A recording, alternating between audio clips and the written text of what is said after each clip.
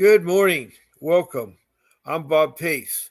I'm your host for this podcast, a live podcast from Southern California to how to fight CPS and also how to get your children back or how to keep your children.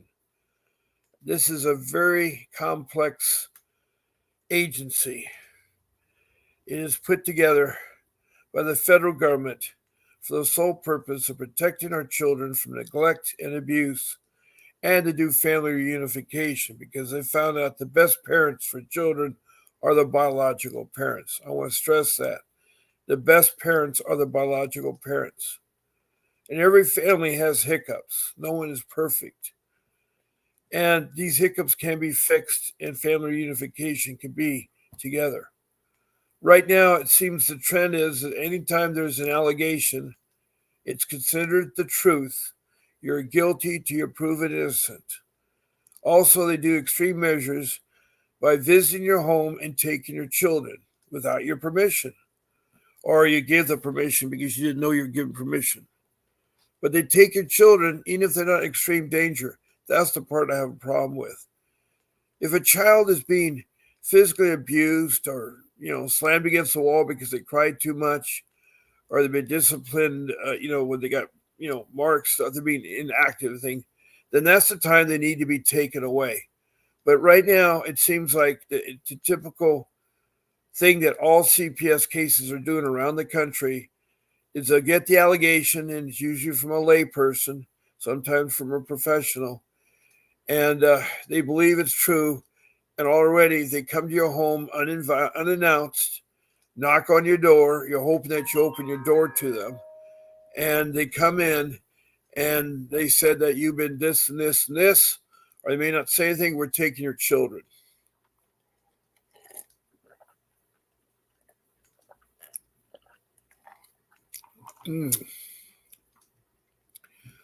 I know it's early. My normal time is at 10 o'clock in the morning, but I told everybody it should be posted on my page that our podcast is at 8 o'clock. I have a co host. She said she'd be here from Georgia. Her name is Danielle. And hopefully she'll show up soon. I have no guest scheduled, so I'm counting on one of you all to call in. Now, let me give you my call in number. It's 626 698 0990. That's one of the ways you can interact with this podcast.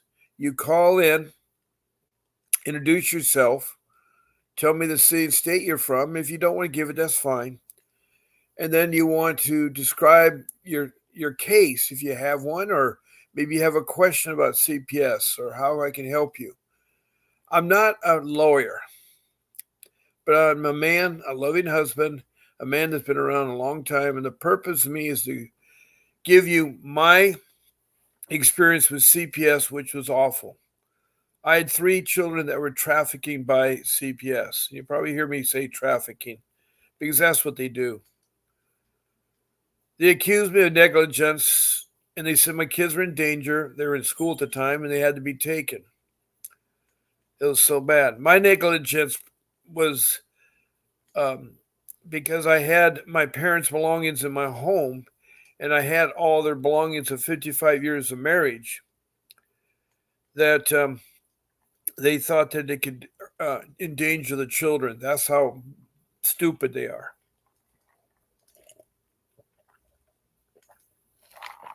So they stole them from the school that they were going and took them and rounded them up. And it was a terrible thing when they rounded them up. They rounded up into supposedly a foster care place, a shelter. And the shelter was a concrete blockhouse, not very friendly or warm or anything. It was right next to the juvenile prisoners.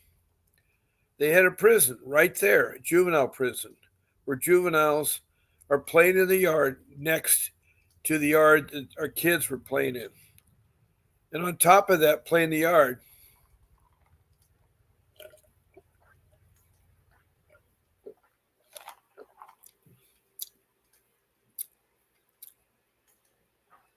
um, There was a beehive, and that beehive was stinging the kids.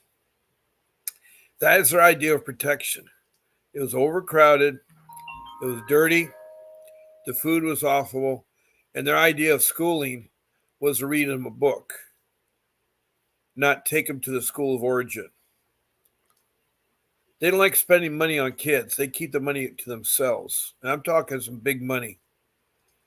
It's a $55 billion business. And they get about $20,000 per child per month from the federal government. Unsubstantiated, meaning they're not audited. They don't have to prove where the money is being spent. There's no one above the CPS. There's no board of supervisors or directors. CPS is just very, very, very, very sad. It really is.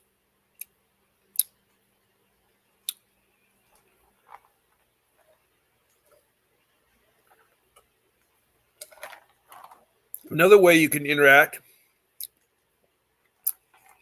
is to text in a question. Now, usually if you have an account, your name will be displayed. So that part's good. But then I need to know what city, state, and country. And you probably say country. Well, I have people that watch this podcast around the world. I'd had questions from Australia. Just the other day, I had another question from Canada. I've had several questions from Canada. And then I've had questions from United Kingdom. And they have a lot of similarity to what we're going through in CPS. Then I've had from a small country called Ghana in South America, north of Brazil, south of Venezuela. They had a CPS question. And then I had another one from Mexico. There was a guy living in Mexico City. His kids were trapped in Missouri. He wanted to get them back. And so he was texting me, and then he eventually called. So I've had that. I've had Mozambique, which is east part of Africa near Somalia. They had a question there. And then lastly, I've had Denmark. A woman from Denmark was asking some questions. So you can text in. It's easy. You just text in. All I need is the city, state, a country. If you don't want to give me that's okay too. I know some of you are very protective because you don't want the CPS workers to see what you're doing or hiding from them. But anyway, so you can text in, you can call in. Now, I have a producer that produces this podcast, and she works behind the scenes. She's a real hard worker. And she's usually on, except Sundays are day off. But she listens to the show and gives me advice and helps me with my host and hostess. I have actually 3 people that are hostess, and then I have my guests. Now, if you want to be on the show as a guest, maybe right now you don't want to talk, but later you want to share your story, all you have to do is email to grace@vincentwdavis.com. That's grace@vincentwdavis.com. And tell her that you would like to be on my show. I'm on 7 days a week, twice a day. Once in the morning at 10 a.m. and then once in the evening at 7 p.m. It's 1 hour each time, and it's on Pacific Standard Time. Now, there's exceptions. Sometimes I'm on different times. Like yesterday, I was on from a morning show at noon. This morning is the only day on Sunday that I'm starting at 8 a.m. All my other times are 10 a.m. So those are the podcasts. You just tell her that I want to be on Bob's Friday show, his morning show, or his afternoon show, and she'll help you get on. We're broadcasting on YouTube with the application called StreamYard application. That is how we're broadcasting. And so she'll give you the link and help you get on, and you can be our guest to talk about your case. By the way, I know that social workers listen to my podcast, and I welcome you. I'm trying to understand the social workers of the different entities. When I say CPS, I talk about the child protection system. At different parts of the country, they have different acronyms. In California, it's CPS, Child Protection Services. In Arizona, it's a DCS, Department of Children's Services. I know in Georgia, it's a different acronym. But when I say CPS, I mean all of them in the United States. So CPS, is a federal organization. And it seems like right now that there's no one watching them. They do have directors, they have supervisors, but from my dealing with them, it was a waste of time.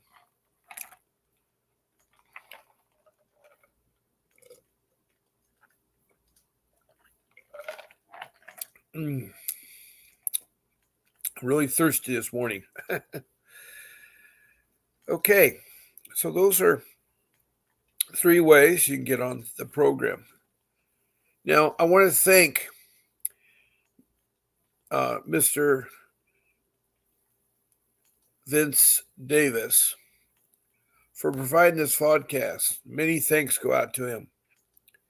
He has a law firm called Vincent W. Davis Associates with many expert lawyers in many different fields. So not only does he handle family law, but he handles other types of law: criminal, divorce, juvenile, all kinds of different things.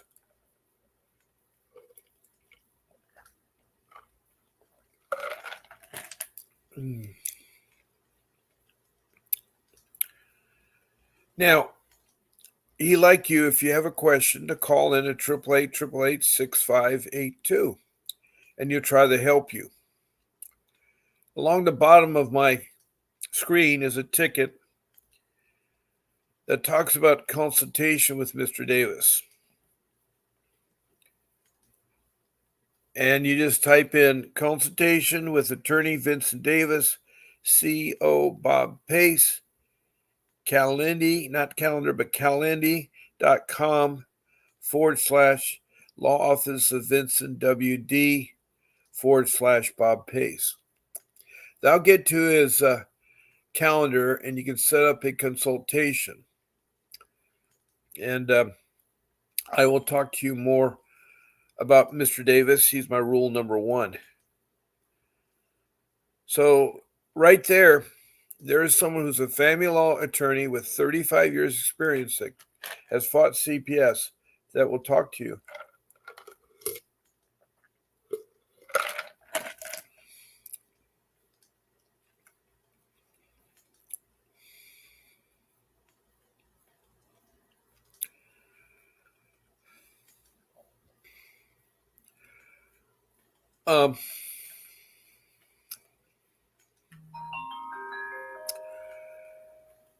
There's different ways I try to present CPS on the show.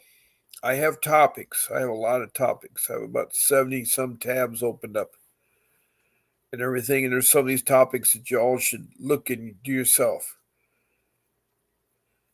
To be successful in fighting CPS, besides needing an attorney, now I'm talking about a real professional attorney, not the family law attorneys that they give you at the court, is you have to be very well knowledgeable of the system. You need to really search the internet all about the CPS, because there are things that will help you if you just read into them.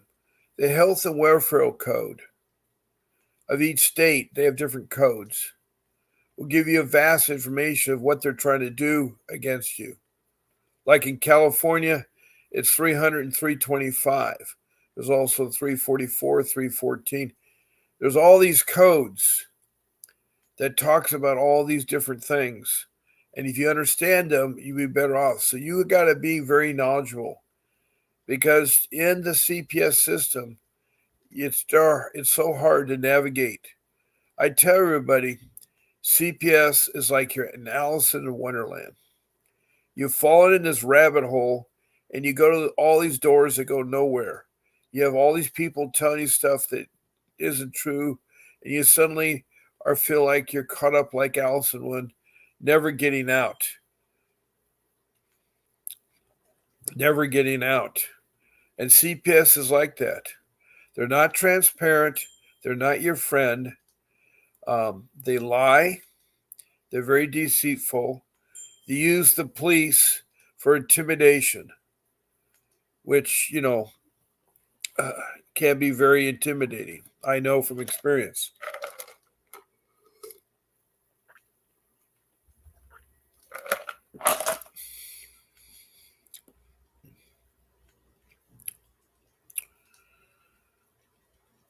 So I feel for you. I've been there.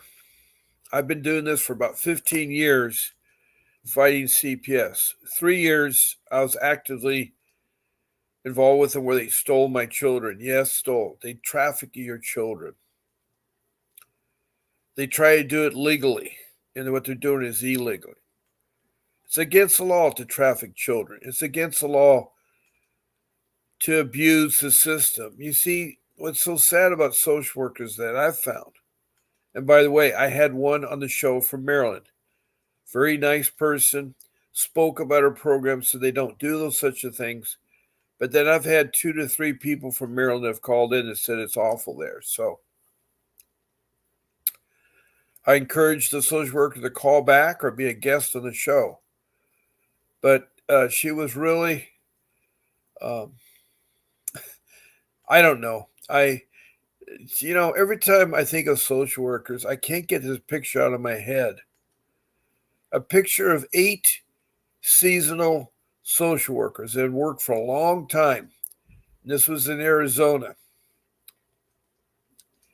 And they're all wearing the same pink t-shirt that basically said on the front, professional kidnappers. Now that to me is not funny. They thought it was funny among their peers, among themselves, is why they did that. And on the back of the shirt, it said, "Where are your children?" So the message they're sending out was that they purposely take your children, and that's why they say, "Where are your children?" They're with them. They're professional kidnappers. That's a mean message to send out to parents. You see, families are important, and you would not be a guest on my show or be talking on my show if you didn't care about your child. So I know all the neglect and abuse people that are on this show here or come to listen in, were probably falsely accused, or they were accused, and some of it might be true, but a lot of it's been distorted, and they need help.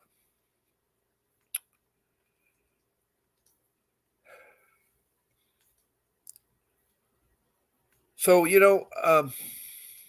I've had people here from all walks of life call in. Homeless people, people without jobs, and low income. It is hard. You say, attorney, I can't afford an attorney. Well, I couldn't either. For a year and a half, I tried to fight CPS. And boy, did I try to fight. Anytime they violated my constitutional right or my civil rights, I would very nicely send an email.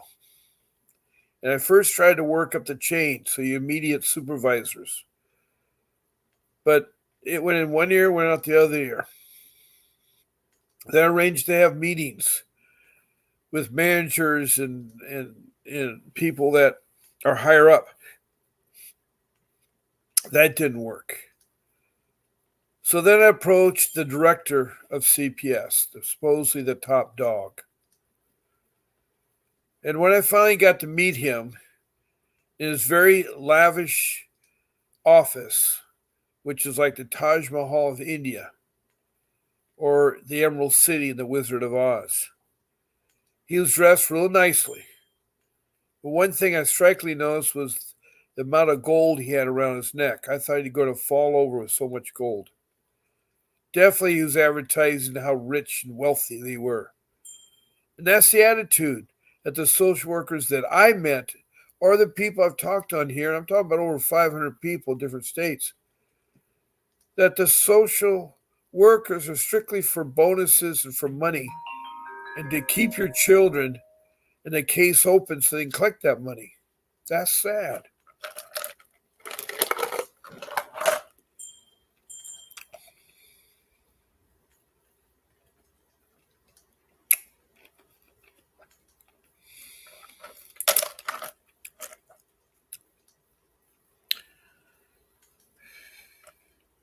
It's a hard thing when you're dealing with an agency like this. It really is. It really is.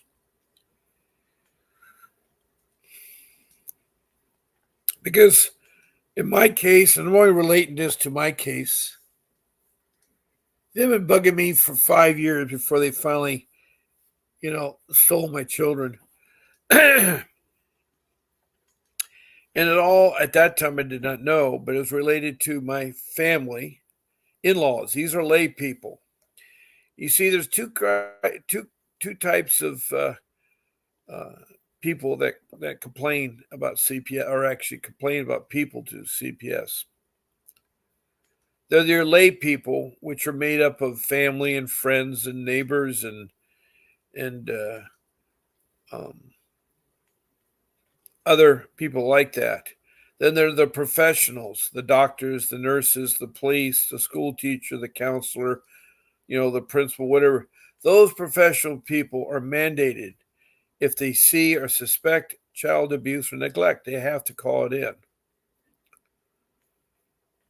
And a lot of them are called in because the mother will come in to have the baby, and the mother would test positive for drugs. Whether it's true or not, they want to immediately take the baby away. And that's really wrong. I mean, they've gotten so gross where they'll come into the delivery room and the baby barely's come out and they'll grab the baby and still have a police with them. Those kinds of people don't belong in a birthing room or delivery room. They need to wait in the lobby. Only certain family members are allowed to be in there, and it's by invitation only. It isn't something they can walk in and orchestrate something, because it's very intimidating for social workers and police to come in and take away your child you have any chance to nurse. It's terrible. They are so notoriously terrible.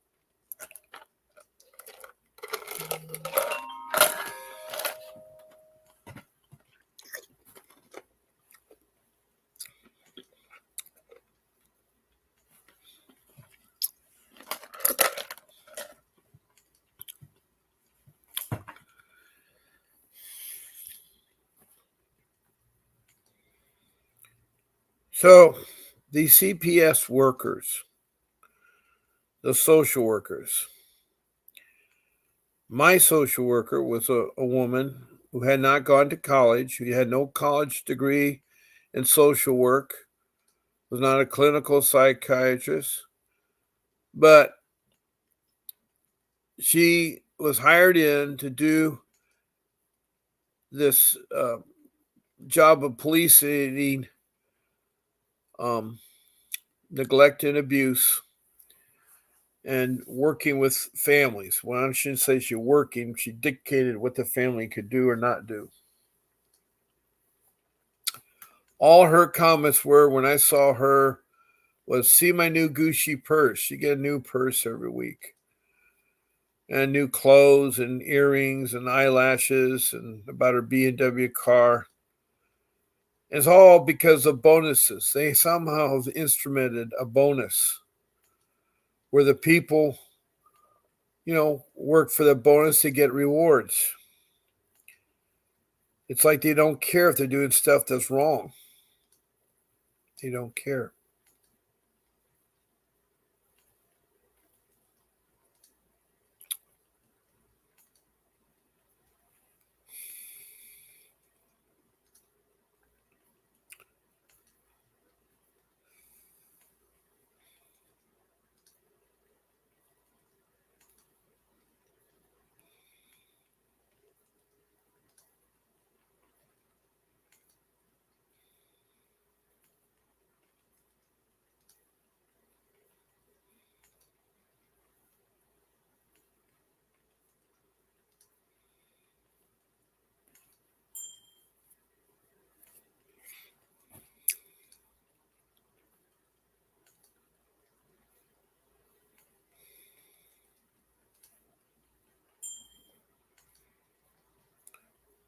It's really hard what I was going through. It really is. It's hard reliving it too.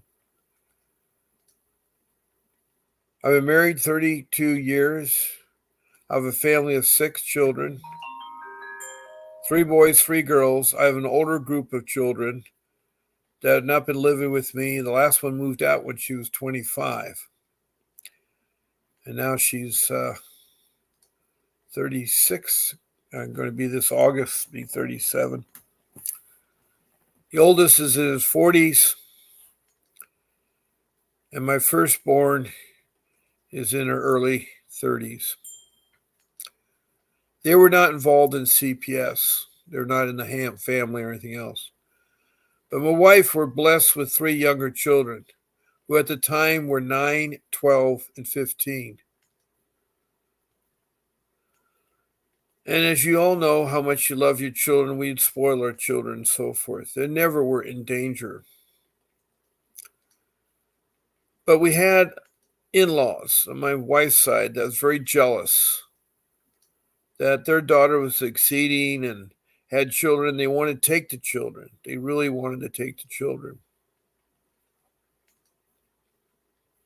So they were calling in, saying stuff that wasn't true. That's the sad part I hate about lay people and allegations.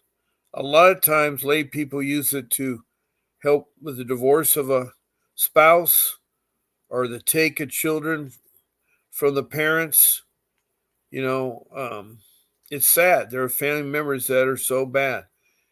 You see, when my wife and I were courting and getting to know each other, she already had 2 other children. And both of them were conceived out of rape. And she was a person that had her strong faith, didn't believe in abortion. So the first child she gave up for adoption. And he turned out to be a remarkable guy. We met him when he was turned 20, just going into college and on his way to be something in life, which he did turn out to be. So there's always this feeling about abortion. And so it's a topic that really, is different views and different people.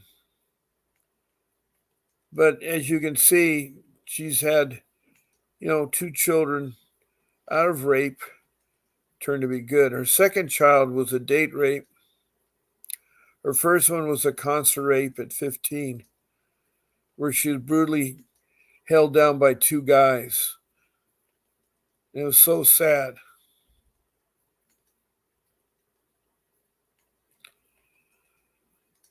But anyway,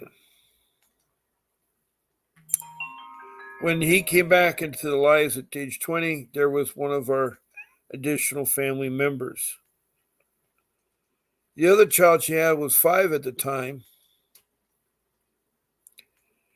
when she first knew me, and so she's been the only father that she's known me, and she left at age 25 to strike it on her own.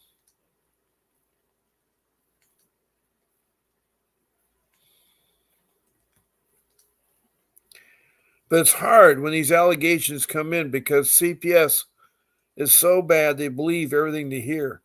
I think allegations should be made in writing, and the person should sign it, that they attest that the information is true and correct.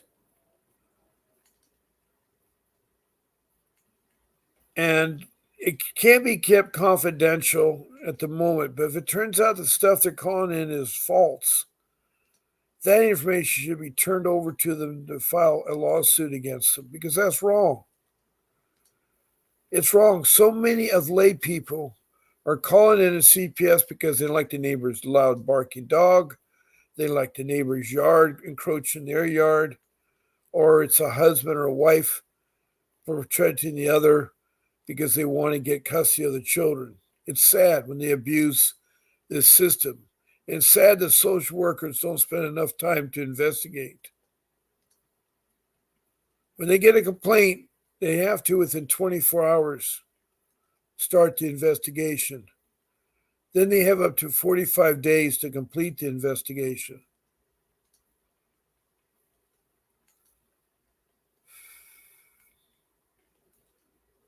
And in the process, these social workers will do harm to you. They'll berate you, they'll lie to you, they don't treat you with respect, whether you're a senior or an elder.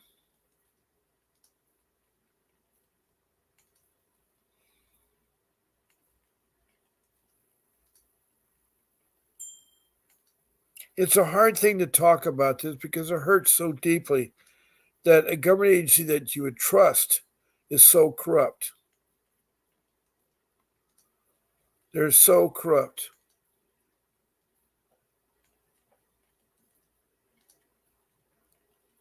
So these social workers stole my 3 children, young children.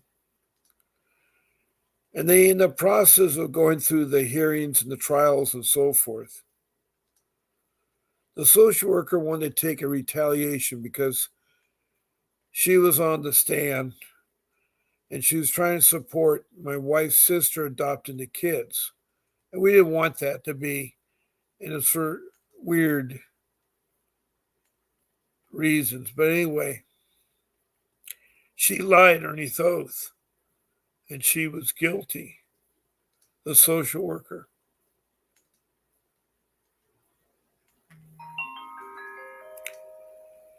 And she had told us that you're never going to see your daughter again. And what she did is she told our daughter, you get a divorce from your parents, you seal your birth certificate, you change your name, and then you get adopted by a family. And of course, my daughter didn't know any better. She went and did all those things, and soon we were a daughter. That's how bad it was. Again, I was trying to work with my public defender and my best there, but they weren't doing anything. They made my case worse. To the point they're retaliating because I was constantly calling to complain.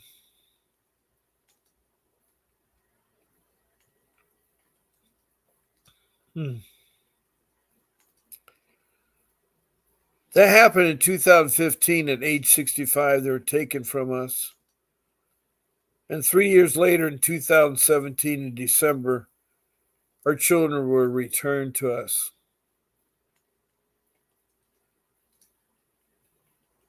That was a beautiful Christmas. That really was, to have our 2 children. But we had our 3rd child not with us, and that was the sad part.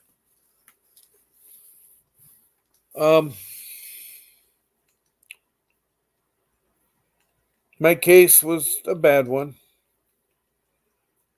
And so you got to be careful of allegations. You got to be careful of not talking to them. That's my rule number 3 is you do not talk to a social worker. You don't talk to a policeman. You answer simple answers, no yes answers. And if it gets too much on you, then you just say, excuse me, I need to speak to my attorney. Give me your business card. Now, all policemen and social workers have business cards, but a lot of times the social workers will lie about who they are.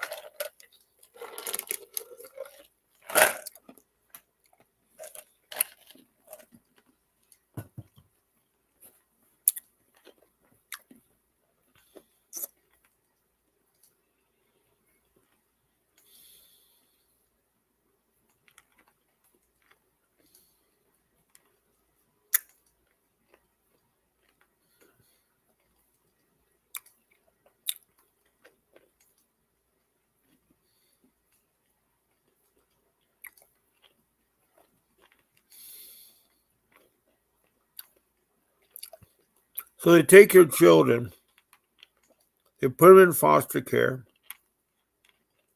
Our kids were bounced around from a shelter to a group home to single family homes. And they're abused every step of the way.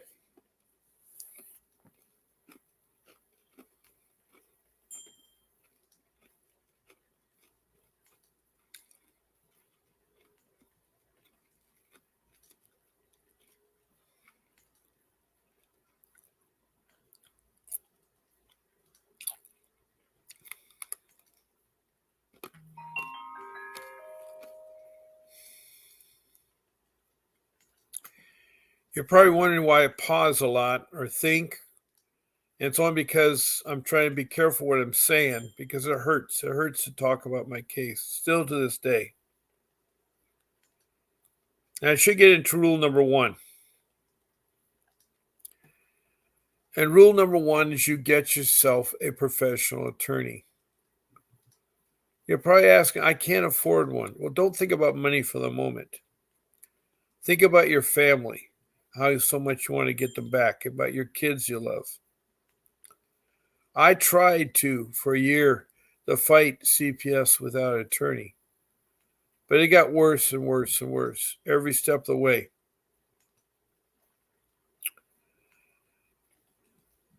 So I did hire an attorney. I hired Mr. Vincent W. Davis. He got me back my two boys. Our girl was lost because of the revenge of the social worker. And we had a lawsuit. We'd have a definitely civil lawsuit, but I'd run out of money. You see, the hard thing, and you guys know it, to come up with retainers and the money that involved. I had to sell my home. I gave all my money to Vincent Davis to get my kids back. They're important to me. My home is important. And it's sad that I was experiencing this at age 65. I mean, of course, most people don't have children at 65, but I still did. I'm 74 now, so 15 years is a long time. At age 60, I had an event in my life that was the most horrible event, and that's when you lose your job, and it was for no reasons at all. I mean, on my part, what happened is that the state of California was in a bankrupt state, and they needed funding, and so I had $53 million worth of contract work with Caltrans, Department of Transportation. And they were creative. They said, we're not taking away your contracts, but we can't start them right now. We're going to give you an IOU. Well, that's illegal. I could have fought them because they're public funds are supposed to be used for construction, not for other things there. But I had to close my doors at general contract and bail out. I couldn't start the projects. I couldn't do anything. So I was just so sad that in 2015, 2010, that I was no longer employed, and I needed to work. I had a hefty mortgage on a beautiful home. I lost that home because I sold it because I needed the money to give to my attorney. But I just emphasize how important an attorney is. If you know about open heart surgery or how to replace a valve, it is the same thing as going into CPS and working through their system. Now, would you yourself open your chest cavity to work on your heart? Would you let another layperson do that?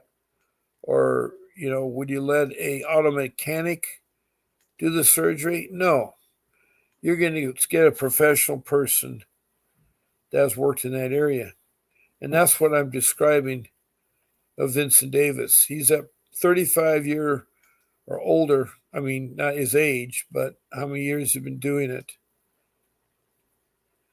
Of experience of fighting CPS and winning cases against CPS, suing CPS. He's a trial attorney. And I feel he's the best around.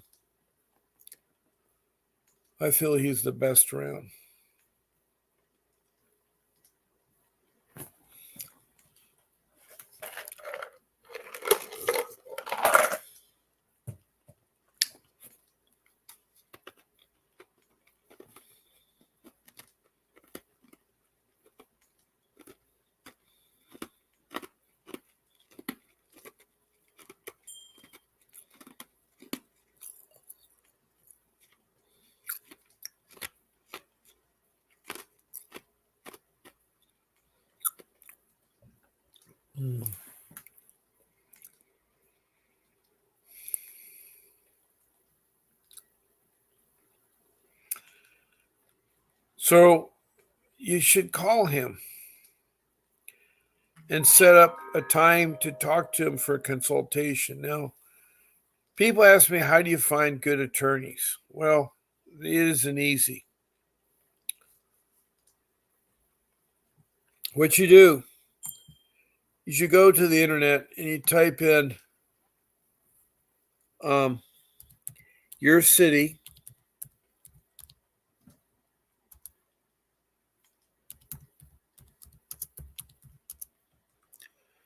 and the next biggest city next to you.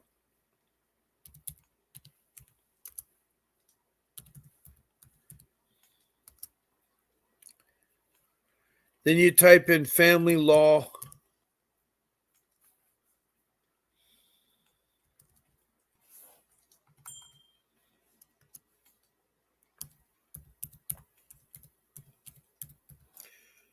Don't forget to put the state after your two cities.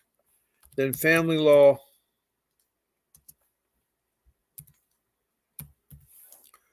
Or you make it simple, you can type in pro bono.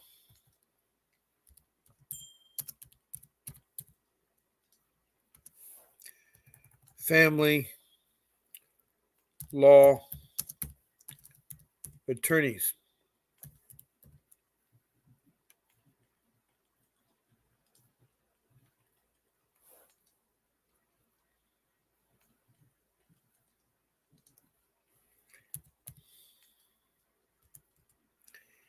Your first word should be fine. So the way you could phrase it is fine, and then you name your two cities, fine in city 1 and city 2, the state, type in pro bono, which means attorney for no fee, family law attorney.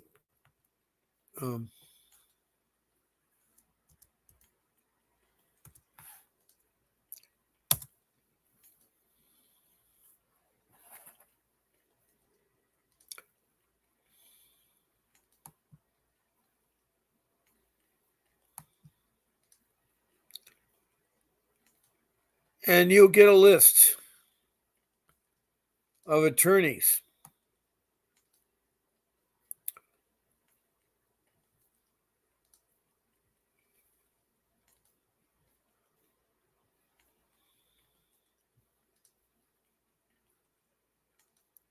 And a lot of them advertise pro bono.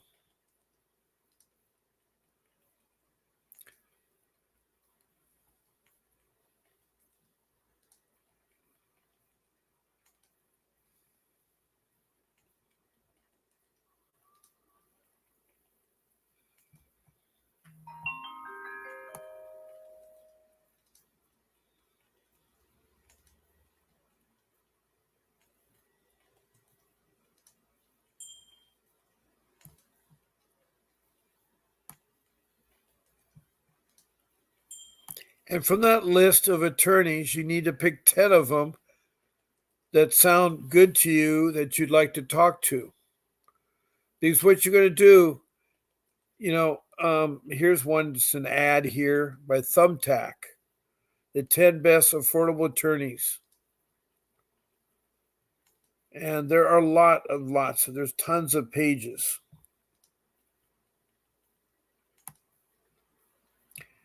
So you're going to go through that and look at the 10 best from just looking at them of people you like to call. And when you call, you're kind of doing a fishing exercise. You are first find out if they're still in business, if they're pro bono or not. And by the way, if they're talking about money right away or anything about money, then just say no, thank you, and hang up. Because you want people that are sincere, and if it's all about money, then you're going down the wrong path there. You'll be taken care of. So you've made that list. You're going to call them. You're going to find out if they're still in business. Do they handle CPS cases? That's a real key there. Are they pro bono? Are they small charges? So it's just a preliminary call. You're not talking to the attorney. You're talking to their office. weed out and try to get down. If there's 100 people, and you found 10 of them, and from the 10, you want to narrow it down to 5 people who can do consultation. 5 people. So now you've got your list narrowed down to 5 people. Taking your 10 list, you call them, and now you got 5 people that you want to do consultation with them. Mean you're interested in hiring them, you want to meet with them and hear what they have to say. I find out meeting someone in person is a lot better. Now, one of those 5 attorneys should be Mr. Vincent Davis. He's an excellent trial attorney, over 35 years of fighting CPS as a family law attorney. And he does a consultation for 30 minutes for $60. 30 minutes for $60. He'll talk to you about the strategies of fighting CPS and getting your children back. Also, if you're interested, retain him and you think the chemistry is good between you two, you should talk to him about his retainer. And he practices law in Southern California, but also does Northern California and all the 50 states. So he's well known and well respected. So he should be one of your 5 key attorneys you can do a consultation with. And once you found an attorney or hire Mr. Davis, your life will be so much feeling better because now you got somebody in your court that's going to fight for you. And again, if it doesn't work out after a period of time, you can always replace an attorney, just like the public defenders. They're provided to you, but they only talk to you the day of the hearing or the trial, and they really won't support you. They don't do anything that costs money, and they have a caseload of 20 to 30 clients. So public defenders are not the way to go, but an attorney is. He or she's going to be the key success to getting your kids back. I waited too long. I probably could have got my daughter back if I hired Vincent Davis right away.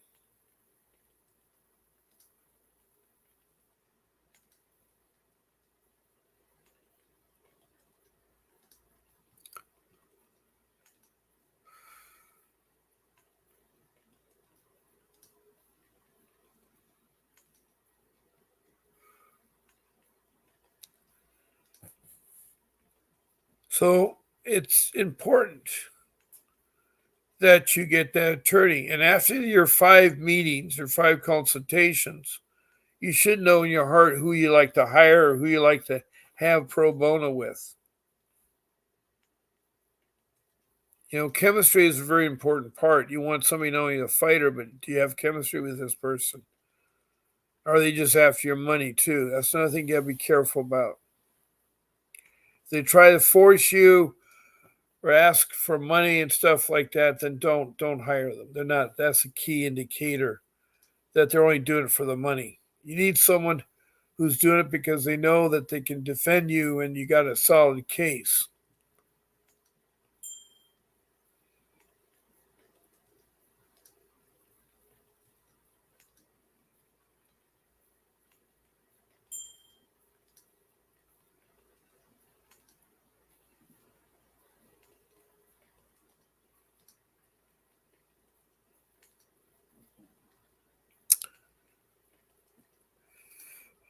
Now, I have 2 other rules that I like to go over and get them done too. Rule number 2 is the paperwork rule.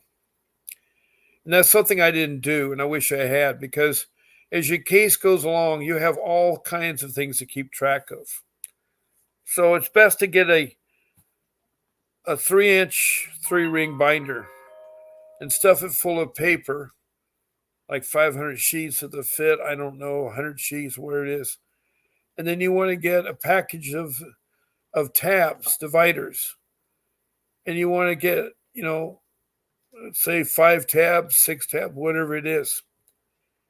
And your first tab is going to be your incidents. You're going to write down every time there's an incident, the date and time on the first line, who you talk to, the social workers, the firemen, the police, the children, the parents. And then the next line, you want to write down what the incident was. what the incident was. That may take 1 or 2 lines, and then you're down there with the next line, and you want to put the outcome. How did the thing end? How did the thing end? Was it dropped? Is it still ongoing? It may be filled in later. And then you can't skip a couple spaces and do your next incident and so forth. So you keep building on, and now you got track of your incidents. Now your second tab is going to be your list of all the parenting classes, all the programs you've taken,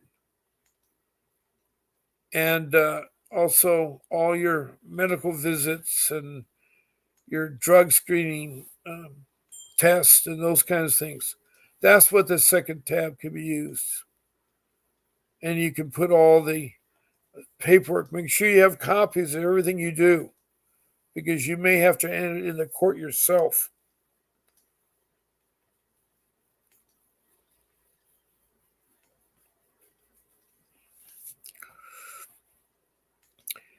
Now, your third tab could be all the websites that you found or all the sources you found for your case. And that could be your third tab. And then you got your other tabs, and that's up to you what you want to do. But I think it's important that you keep everything together. Your court documents, all the things regarding your case or anything, can get copies of at the court clerk's office. They can provide you the documentation, and there is a charge, but if you're low income, they waive that charge.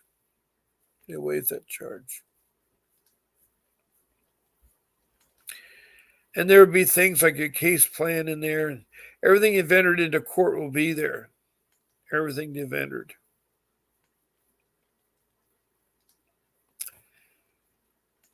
So that's your notebook and that's your paperwork. If you 6 years into your case, you'll be thankful to have that thing, because you won't remember everything. And you want everything centrally located in a notebook so you know where it's at. And you can get a second notebook for all your paperwork from the court. 3-ring binder, punch it in, put it in, and you can divide it up with other tabs. And don't forget highlighters. Make really good things, yellows and pinks, so you can find things easy on.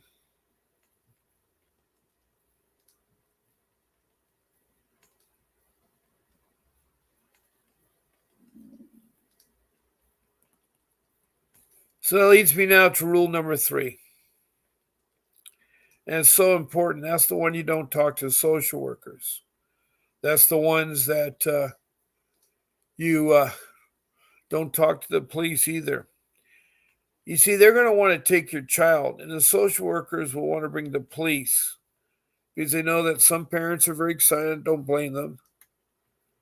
But the only way they can take your child is if they have permission to do so, or they come into your home if they have permission. Without your permission, you don't have to allow them in your home. You don't have to allow them to take your child or anything else. The only time they can do that is if the child's in immediate danger. They can step in. If there's a crime going on and it's got a hand, they will step in, police and social workers. But when you talk to them, be professional, be polite, and show them respect even though they don't show respect to you.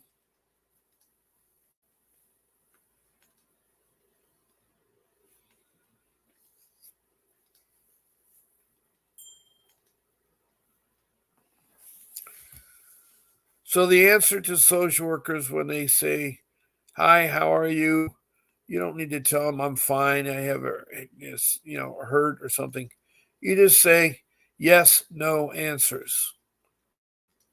And if it gets to a point where they're too much intimidating you or you feel uncomfortable, don't be afraid to say that I need some time to talk to my attorney. Could you pass me your business card? So that's all you have to say, and that's all you have to do. And then people can be off your chest. about trying to get into your home or try to take your child away. There's another thing they do when they come to a home, they try to take your child away. And the reason why you don't want them in your home is you may not have your home prepped, that there may be things that could hurt you. That's why you need to talk to an attorney. But they have to have a thing like a court order or warrant to come in your home or take your child away. So make sure you read that warrant. Make sure it has the information contained.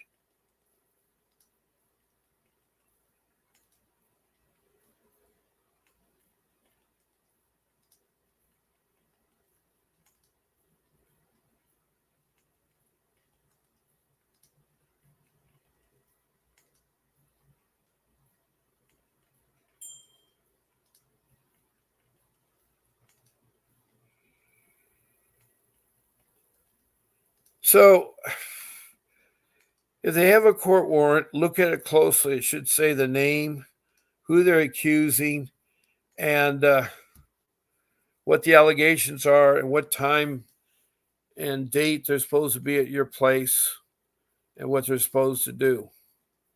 And it has to be signed by a judge, a wet signature. And if you have a window by the door, tell them to hold the warrant against the glass so you can read it. But you don't need to allow them in your home. And that's another thing, too. If they come by unannounced and you look for the people and social workers, don't open the door. Pretend you're not there. And they'll usually leave a card, so right away you want to call them back and say, I got your business card. I've been talking to my attorney about what the allegations are. How can I help you? So you're trying to do your own fishing, not let them fish with you. So that's really important. And don't forget medical trafficking. What I mean by that, they have social workers working in the hospital that deal with CPS, especially in California. But if your child gets sick or injured and you need to take them to the hospital at night, late at night, you may find it's just an upset stomach. But if it does, and the doctor says, you need this or that, you say, well, I want to go to a different hospital and get their opinion. So don't let them take your children no matter what. And if you're giving birth to a child, the same thing goes there. They need to excuse themselves and go to the lobby.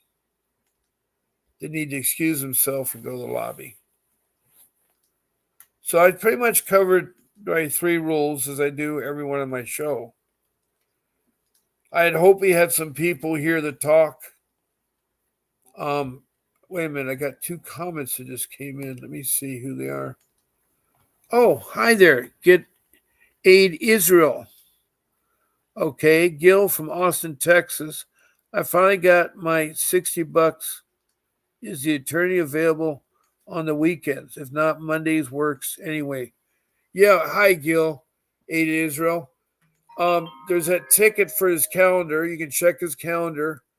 I'm pretty sure he works the weekends. He's a 7-day kind of worker there. All you need to do is schedule it. And that'd be really good if you do talk to him. Make sure you tell him Bob Pace sent you, and make sure you tell them when you talk to Vince Davis that Bob Pace sent you.